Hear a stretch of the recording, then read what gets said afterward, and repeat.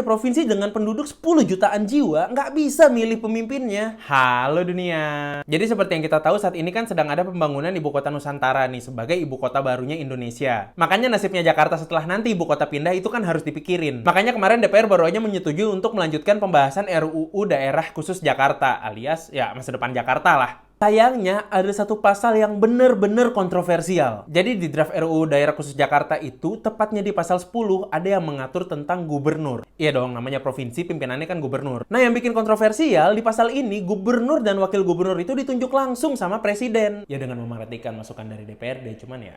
Nah pas tahu hal ini tuh gue langsung mikir kayak, what? Gubernur Jakarta bakal dipilih sama presiden, nggak lewat pilgub lagi kayak biasanya. Nah kenapa menurut gue pasal ini tuh problematik? Jadi menurut gue pemilihan gubernur yang langsung dari rakyat itu dibutuhin. Buat apa? Buat mastiin gubernur sebagai pemegang mandat itu bener-bener dapat legitimasinya dari rakyat. Soalnya bayangin aja provinsi dengan penduduk 10 jutaan jiwa nggak bisa milih pemimpinnya. Soalnya menurut gue salah satu kelebihan pemilihan gubernur itu secara langsung itu adalah adanya mekanisme 5 tahunan untuk mengevaluasi gubernur yang dipilih. Artinya kalau kerjanya nggak bener itu bisa kita evaluasi dengan kita nggak pilih lagi orang itu. Nah terus kalau misalnya nggak ada pilgub, mekanisme itu nggak jalan. Kenapa? Karena orang yang bakalan menduduki kursi itu adalah orang yang udah ditunjuk aja sama pemerintah. Lagi pula ini kan artinya hak memilih warga Jakarta tuh dipangkas lagi dari yang tadinya udah dipangkas. Soalnya seperti yang kita tahu, Jakarta saat ini atas nama kekhususan ibu kota itu kita nggak bisa milih kepala daerah tingkat 2 dan DPRD tingkat 2. Iya kan, nggak kayak daerah lain, kita nggak bisa milih wali kota Jakarta Pusat, kita nggak bisa milih wali kota Jakarta Utara. Jadi gue pribadi posisinya jelas nggak setuju kalau gubernur dan wakil gubernur Jakarta itu nggak dipilih sama rakyat. Karena menurut gue pemerataannya nggak bakal terjadi. Selain itu, check and balances dan legitimasinya juga perlu dipertanyakan. Dan kalau emang semangatnya pemerataan, Jakarta tuh udah harus jadi kayak daerah otonom biasa, nggak ada khusus-khususnya lagi. Makanya kita harus tetap kawal pembahasan RUU tentang Jakarta ini. Karena bagaimanapun masa depan Jakarta ada di RUU ini. Gimana menurut lo?